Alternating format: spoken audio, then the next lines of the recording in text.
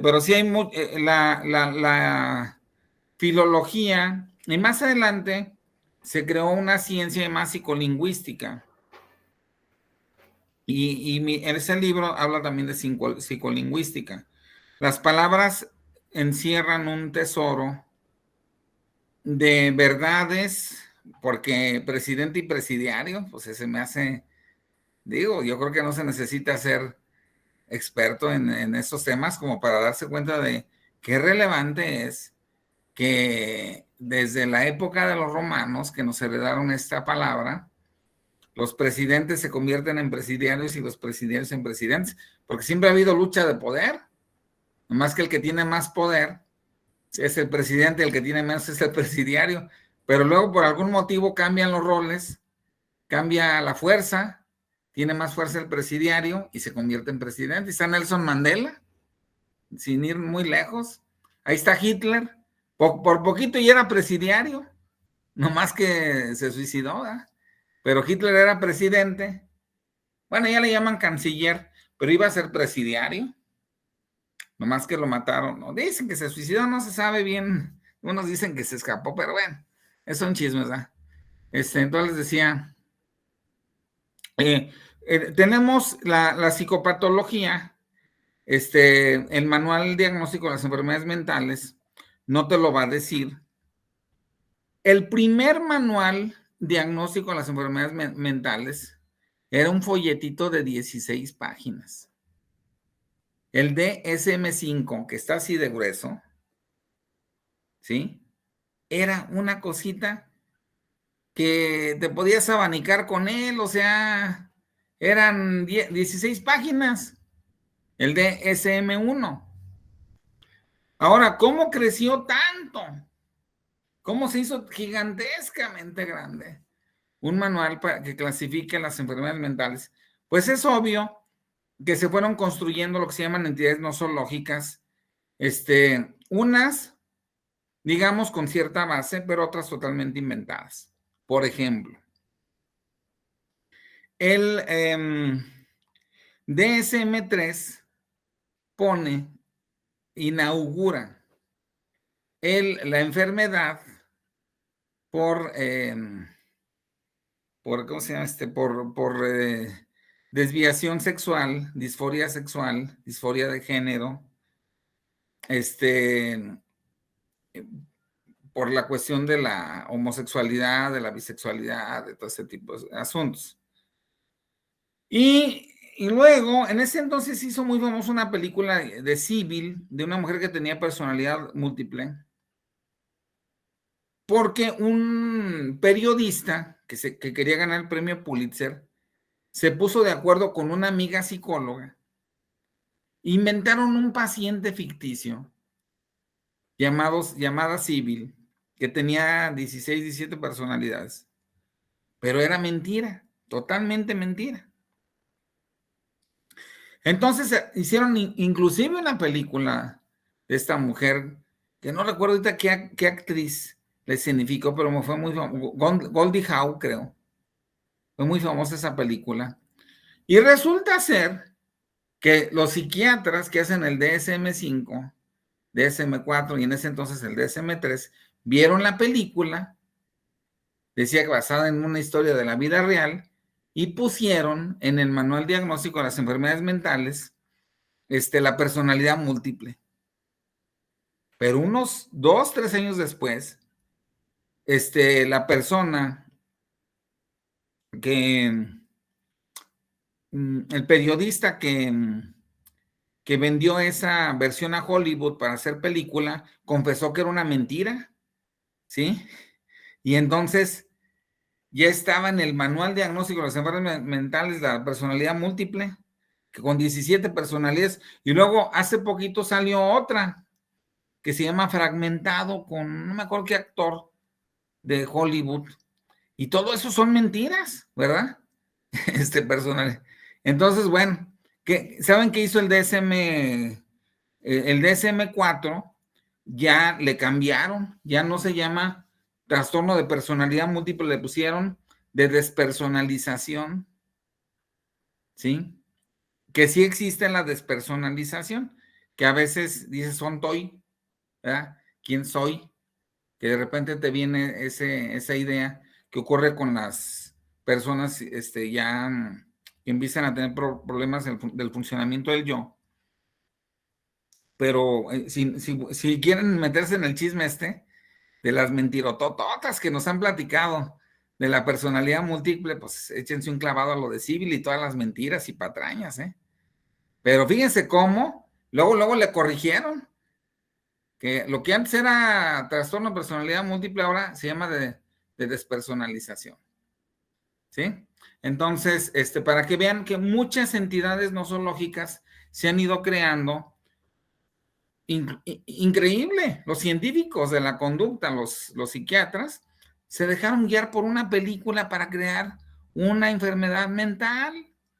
Y esto no se los estoy inventando, ni es un punto de vista mío, o sea, lo pueden buscar en internet, en donde quiera lo pueden buscar. Lean la biografía del periodista que se arrepintió. Y por si fuera poco, sí, de la película de 1976, con Goldie Hawn, si no mal recuerdo. O dime con quién era la actriz, que hablaba como una niñita y luego como una mamá y luego como un adolescente y lo que, bueno. El Leon Eisenberg, poco antes de morir, confesó que que cuando era miembro ¿era Silvia Fields? Ok. Bueno, sí, una actriz de esa época, confesó que él inventó el trastorno de déficit de atención e hiperactividad porque una persona porque les estaban pagando a los psiquiatras en Estados Unidos por crear nuevas enfermedades mentales para que las farmacéuticas, porque les daban un cheque muy grande, muy grueso, porque era entidad nosológica. Entidad nosológica, entiéndase como una enfermedad mental nueva, ¿sí? Y Leon Eisenberg, poco antes de morir, también confiesa que él inventó esa enfermedad, que no existe tal déficit de atención con hiperactividad, que se ha estudiado tanto y se han hecho tantos libros. Lo único que están estudiando es un detalle que ustedes mismos me lo van a decir, qué es lo que están estudiando. Porque no es una entidad nosológica. Díganme ustedes. Es una disfunción cerebral, una secreción más allá de sustancias bioquímicas, dopamina, sistemas dopaminérgicos. El 80% de eso es un problema de mal desarrollo del sistema nervioso. Neurotransmisión, es un problema de neurotransmisión.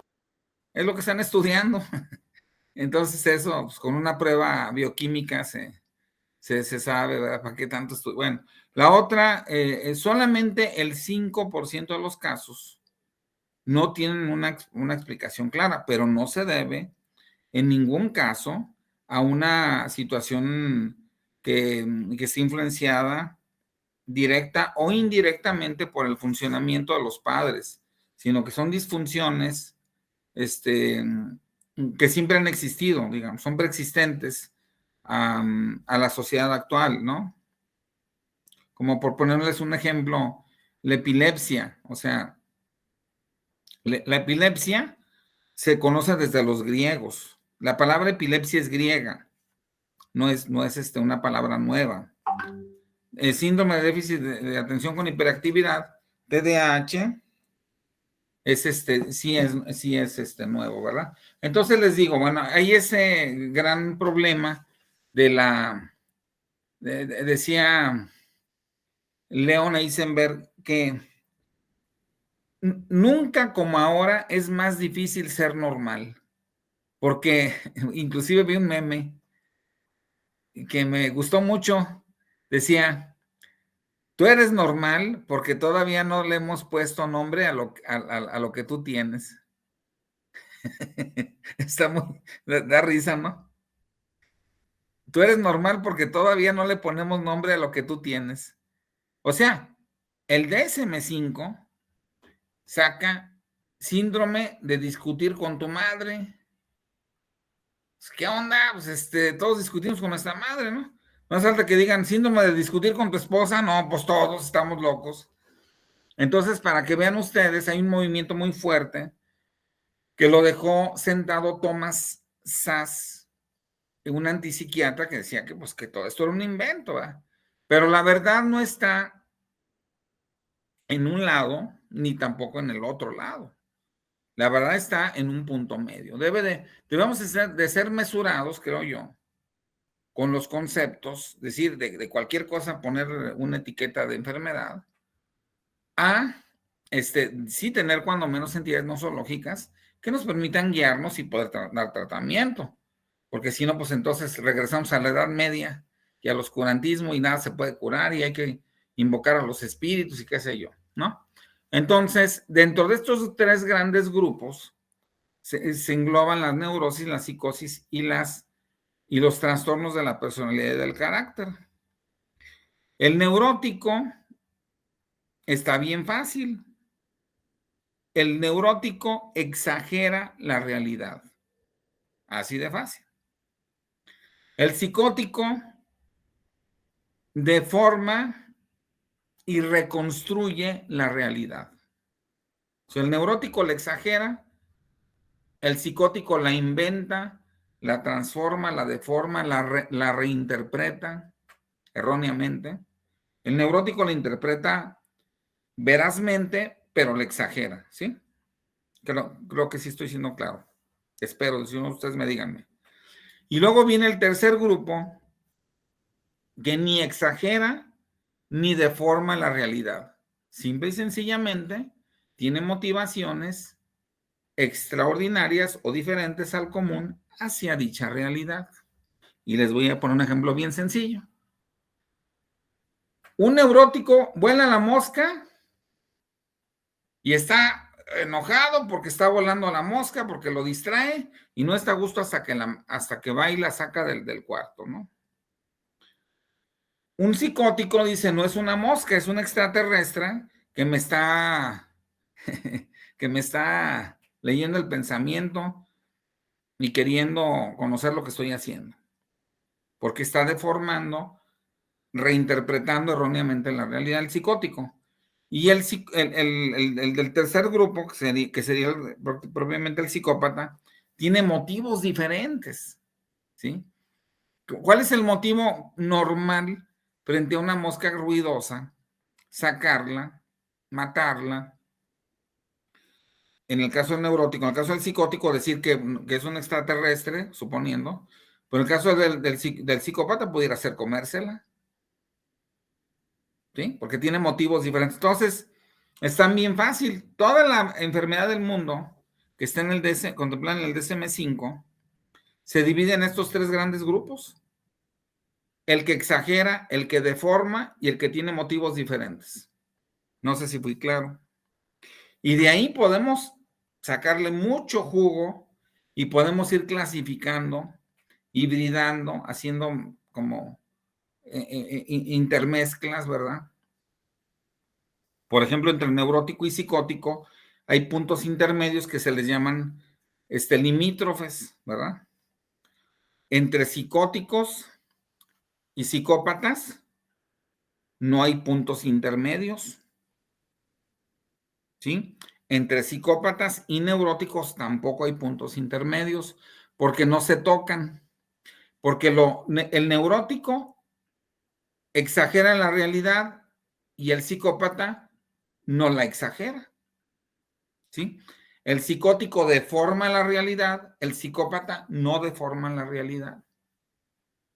Entonces, por eso no hay puntos de encuentro entre psicopatía y neurosis, ni entre psicopatía y psicosis. Solamente entre psicosis y neurosis, ahí sí hay punto de encuentro, que se les llaman borderlines o limítrofes. ¿Hasta aquí todo bien? ¿O voy muy rápido? No, va bien, muy claro, muy claro. ¿Sí? Bueno, Muy entonces... bien, inclusive, perdón, es que Ajá. luego hay un problema cuando se habla de psicopatía y precisamente el PCL 20, bueno, el de ¿cómo se llama el autor? Se me olvidó ahorita Robert Herr. de Robert Herr. Dice que habría que hacer la distinción y llamarlos sociópatas, porque a veces los confunden con los psicóticos. Recuerdo que había un psicótico que se comía las chinches, ajá, y le preguntaban que por qué lo hacía. Entonces decía que como se estaba chupando su sangre, pues él reponía su sangre, ¿no? Así. Entonces ya no sabes en realidad si es una locura, no es una locura, ¿no? Pero tiene cierto andamiaje de verdad, pues nada más reponía su sangre. Sí. Es muy complejo y bastante, y obviamente así como hay puntos de vista diferentes en todos lados, pues también entre psicólogos y todo, ¿no? Yo tengo 4 libros de psicopatología. Voy a ver si tengo por ahí las portadas y pueden descargar uno de ellos que se llama Psicología Clínica. Nada más que la psicología clínica también abarca los factores protectores que evitan la enfermedad, pero también abarca la psicopatología. Búscalo en internet, Psicología Clínica, Google Books, a ver que nos haga favor el doctor Víctor, y creo que sí se puede descargar ese libro. Sí, sí se puede. Yo lo descargué desde la vez anterior que nos habías comentado, en el primer módulo. Ya Bueno, yo lo descargué. sí, porque ese es de la Universidad de Guanajuato y no cobra. Sí. Porque si fuera del de Trillas, ese sí, pues va a pedir una módica compensación, ¿verdad? Pero pues básicamente de eso se trata, ¿no? Ahora, el paciente, el neurótico y el psicótico se crean desde la época de el padre de la medicina que se llama Hipócrates. Hipócrates utiliza de manera común la palabra hipocondria o hipocondriasis, porque de hecho son palabras griegas, hipo, debajo, condrion, cartílago, el que se toca el estómago, ¿verdad?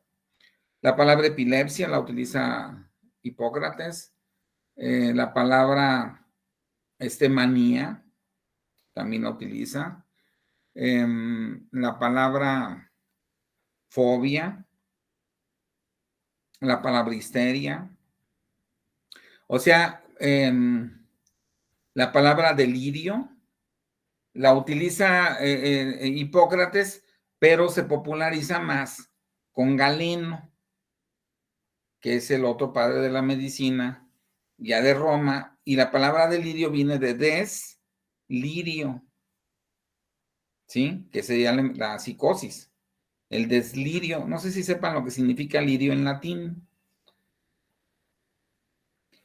¿No? No, nadie sabe. Los lirios acuáticos, curiosamente, no crecen así como que desperdigados por donde quiera, sino que siguen como que cierto tramo, cierto caminito. No sé si han fijado en un lago que tenga lirios, ¿sí?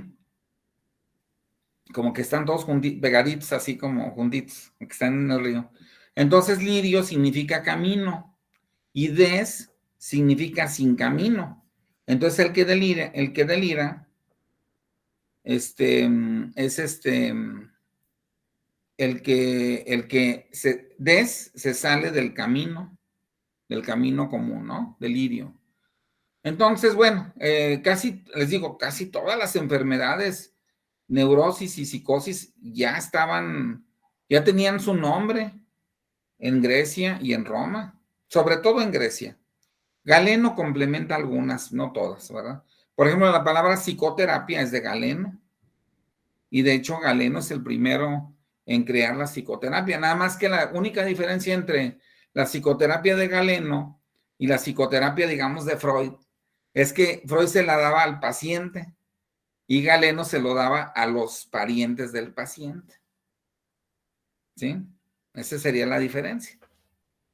Esa es la tradición de Galeno de psicoterapia. Hablar con los familiares.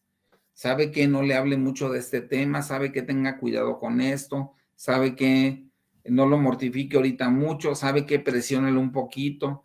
Esa era la terapia de Galeno. Ahora la terapia, pues es mucho, con Freud, pues es ya va dirigida al sujeto que padece algún tipo de enfermedad mental y no a los familiares. Con los familiares no se mete Freud, o casi no se mete. Entonces, bueno, sí se mete para cobrarles, ¿verdad? Pero bueno, es otro rollo. Pero en fin, pero qué curioso. Y ahí les va, ¿por qué les estoy diciendo todo este rollo?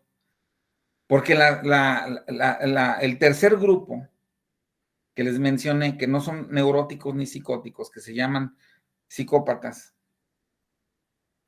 ese tercer grupo no aparece en ningún lado. En ningún lado de todos los lados habidos y por haber, jamás se había hablado hasta que en el siglo XVIII, Philippe Pinel, uno de los padres de la psiquiatría moderna, y uno de sus discípulos llamado Esquirol, que fue el primero que empezó, no sé si han escuchado hablar de Esquirol, discípulo de Pinel, empezaron a hablar del tema de que de las estadísticas, de cuántos estaban enfermos de una cosa y de otra. Y bueno, los locos, los que mataban, los que asesinaban, los que delinquían, esos eran los reyes, ¿eh? Fíjense, qué interesante este dato, ahí les va. Y no les estoy echando mentiras, ¿eh? Esto viene en uno de mis 4 libros y lo investigué bastante bien. De hecho, lo repito de Foucault. Tampoco no es algo que yo haya descubierto. Como los reyes mandaban matar a quien querían, los metían a la Torre de Londres, que le corten la cabeza y todo ese rollo. Entonces no podían estar locos los reyes. ¿Se fijan? Que lo azoten, que aquí en México, que le corten la cabeza y que se la devoren los buitres. Pues eso pues, es un psicópata, ¿verdad? Nomás que, no, es que están defendiendo que no se independice México de España. Pero ya cuando lo logramos, la independencia de España, entonces se convierte en un héroe Miguel Hidalgo, Allende, pero son actos brutales, ¿verdad? Entonces, los actos brutales que usualmente ocurre con los psicópatas, como coincidían con los que tenían poder, como coincidían con los que eran los reyes, pues no se clasificaban como enfermedades mentales. Sí van captando este asunto que les estoy diciendo. Por eso hasta el siglo XVIII se le ocurre decir a Philippe Pinel, pero estamos hablando de que ya le habían cortado la cabeza al rey Luis XVI. Entonces ya dice Philippe Pinel, también están locos. Pero ¿por qué están locos si los reyes mandan matar a la gente? Es que su locura es moral, no es locura mental. Entonces crea una nueva tradición en Philippe Pinel, que la sigue Esquirol, el discípulo, que entonces se divide la enfermedad mental en psicosis y neurosis y la enfermedad moral en psicópatas. ¿Sí?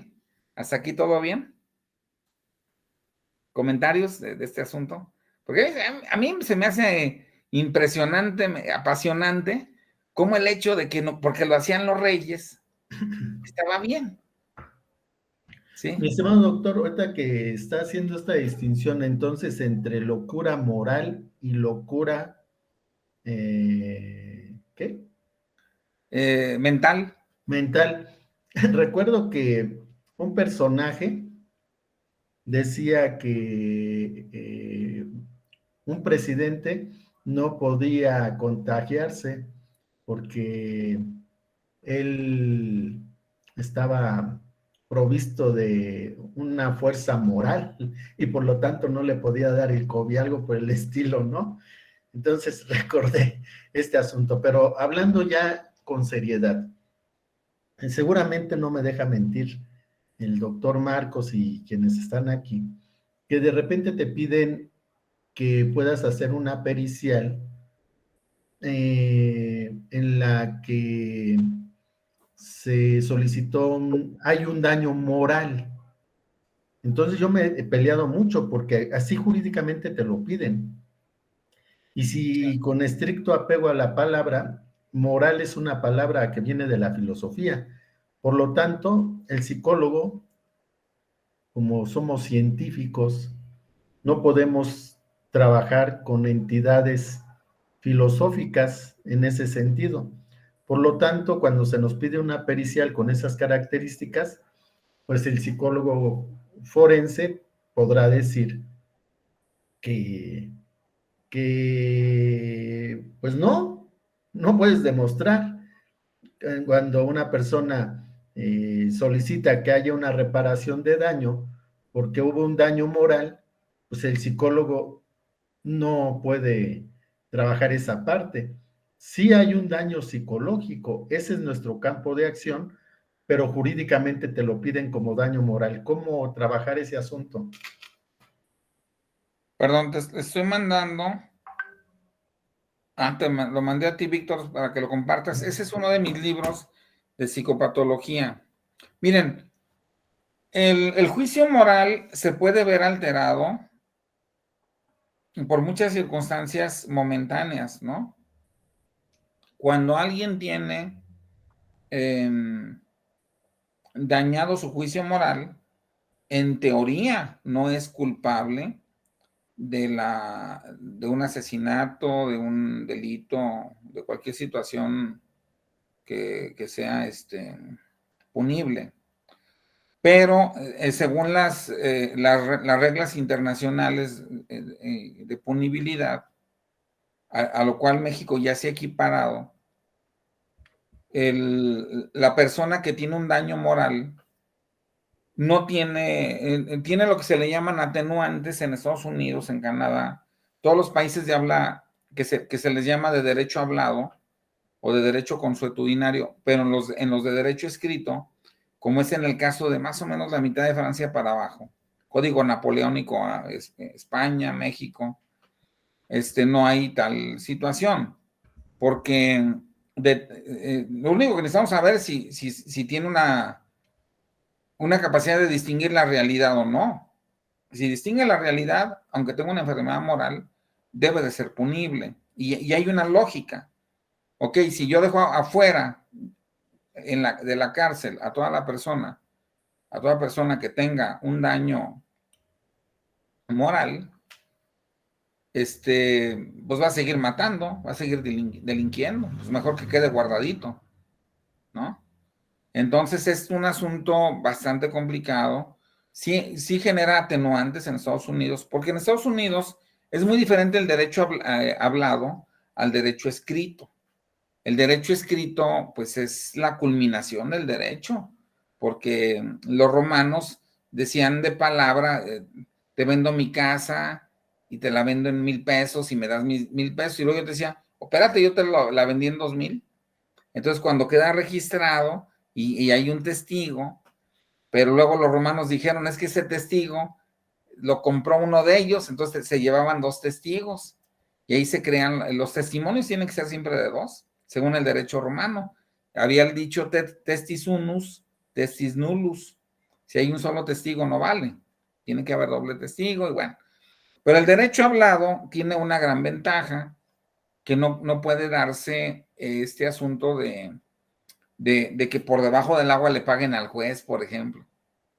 ¿Por qué? Porque un jurado es el que está diciendo si es culpable o es inocente. Pero han ocurrido casos de psicópatas en Estados Unidos que son gente tremendamente malvada, malévola, y que a pesar de ello, porque el abogado defensor presenta una vida infantil horrible, los dejan libres.